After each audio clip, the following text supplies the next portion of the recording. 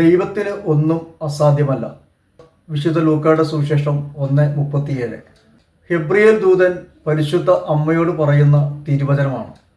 ദൈവത്തിന് എല്ലാ കാര്യങ്ങളും സാധിക്കും.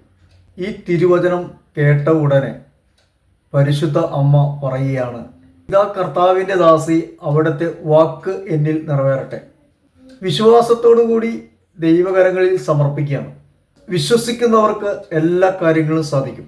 വിശുദ്ധ മാർക്കോസിന്റെ സുവിശേഷം 9:23. പരിശുദ്ധ അമ്മയെപ്പോലെ നമുക്കും പറയാം, ഇതാ കർത്താവിൻ്റെ ദാസി, ഇതാ കർത്താവിൻ്റെ ദാസൻ, അവിടുത്തെ വാക്ക് എന്നിൽ നിറവേറട്ടെ.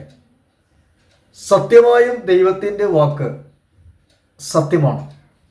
അത് പാഴ്വാക്കല്ല. ദൈവം പറയുന്ന വാക്കുകൾ നന്മയിലേക്ക് നയിക്കും. തിന്മ അതിലില്ല. വിശ്വസിക്കാം.